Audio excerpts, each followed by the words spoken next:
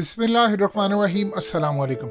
Saudi अरब ने जिस तरह तबलीगी जमात को दहशत गर्द करार देकर पाबंदी जो थी उसको मजीद एक्सटेंड किया है और अब उनके खिलाफ पूरी दुनिया के अंदर वाज़ेह पैगाम दे दिया है कि इनको आपने बैन करना है। और जुमे के खुतबे में भी उन्होंने कह दिया है कि तमाम मसाजिद में सब बताएं कि ये इस्लाम के खिलाफ हैं, ये दहशत गर्द हैं और इनका ताल्लुक कहाँ से है।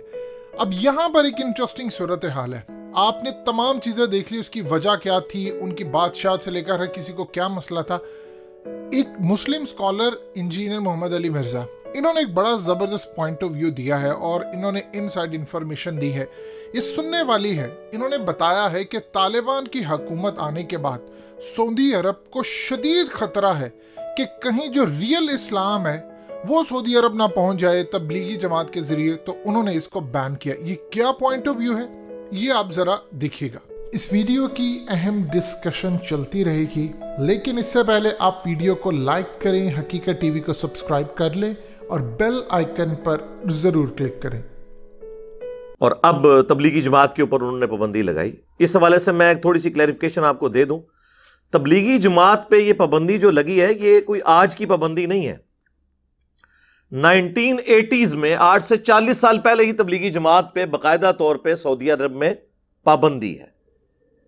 उस वक्त जो मुफ्ती आजम सऊदीया थे उन्होंने बाकायदा रिटर्न में फतवा दिया था कि इनकी किताब में जो तालीमात हैं वो कुरान और सुन्नत के मुनाफी हैं। वो तो बिल्कुल ठीक है, उसमें कई चीज़ें हैं, हमारी भी रिजर्वेशन है, तो वो उन्होंने शुरू कर दिया। तबलीगी जमात पे उस वक्त पाबंदी लग गई थी। तबलीगी जमात को सऊदीया की किसी मस्जिद में दर्स देने की इजाज़त आज से नहीं 40 साल पहले से नहीं है। पहले ऑलमोस्ट ये 60 साल तक वहां काम करते रहे हैं। तबलीगी जमात 1926 में बनी थी, यानी अभी 100 साल इसे मुकम्मल नहीं हुए। उस वक्त से लेकर 80s तक सऊदीया में इजाजत थी, उनको ओपनली मसाजिद के अंदर जमातें जाती थी।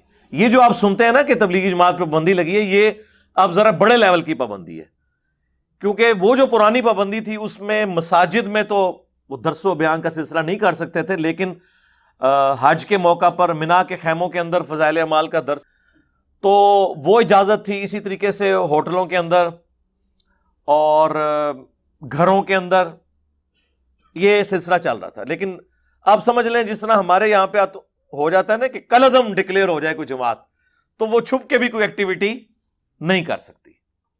तो अब ऑलमोस्ट उन्होंने इसको ये दर्जा वहां पे दे दिया। गलत एटीट्यूड है। इसकी रीजन कोई भी हो, बाद लोग इसे वो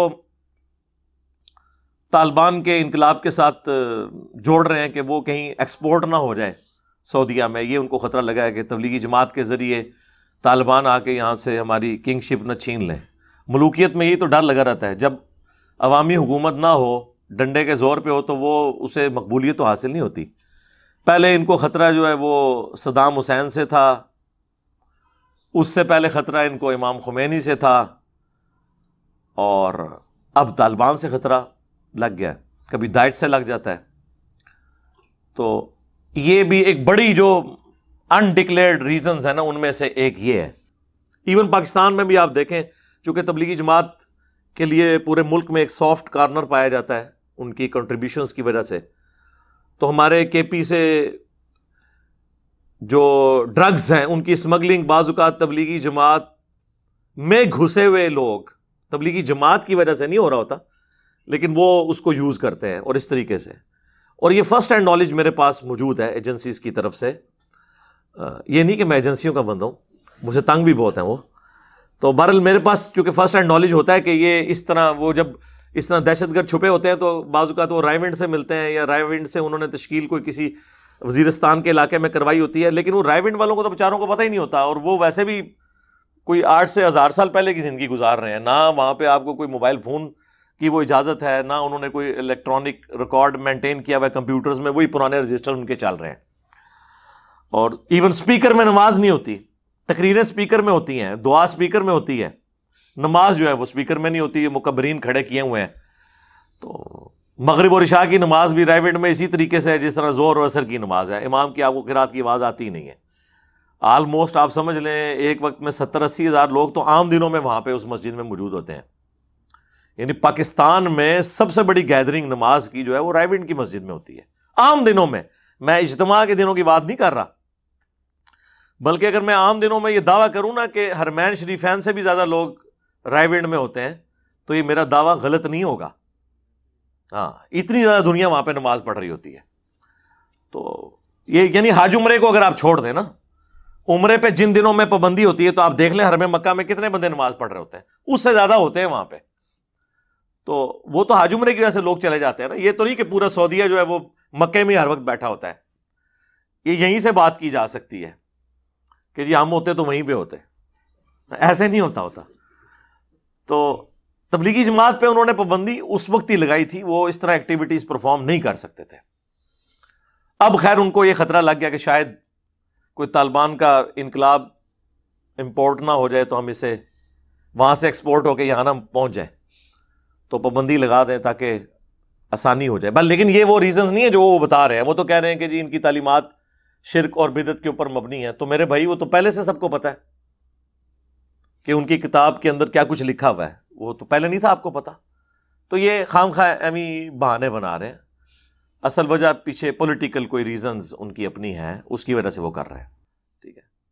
اسی طریقے سے اہل تشیع کو بھی اجازت ہے, اگر کوئی شخص سمجھتا ہے کہ اس کے عقائد بڑے فرم ہیں, کتاب و سنت کے دلائل سے ہیں, تو آپ باقیوں کو موقع دیں, اس میں کیا مسئلہ ہے؟ سب کو اجازت ہونی چاہیے کہ وہ اپنا پوائنٹ آف ویو بیان کریں. ہاں کوئی آرمڈ کنفلکٹ نہ کرے کہ کوئی اسلحہ اٹھا کے گن پوائنٹ پہ کسی کو منوانے کی کوشش کرے, یہ والی حرکت نہ ہو.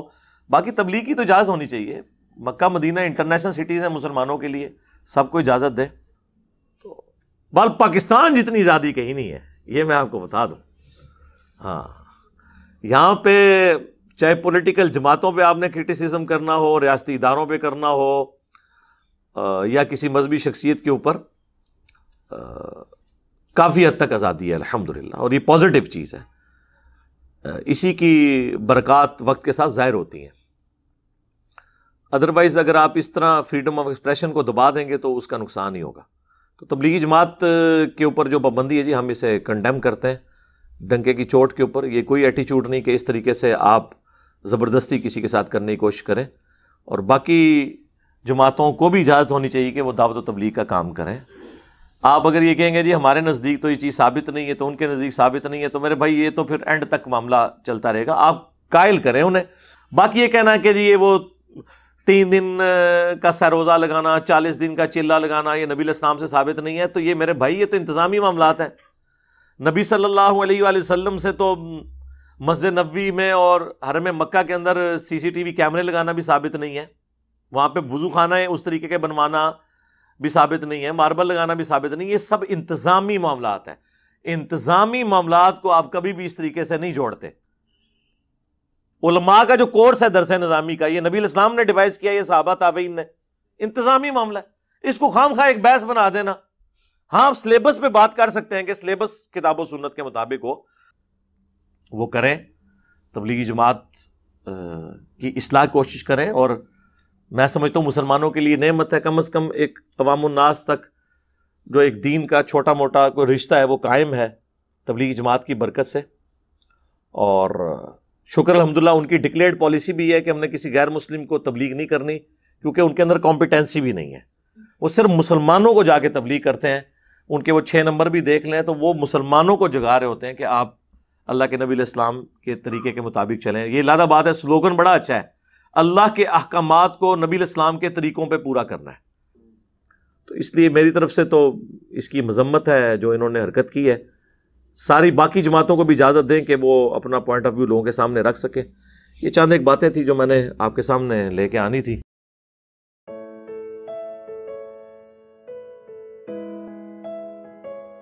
حقیقت ٹی وی کو سبسکرائب کرنا مت بھولیں, ویڈیو کو لائک کریں, شیئر کریں, اور کمنٹ سیکشن میں اپنی رائے کا اظہار ضرور کریں.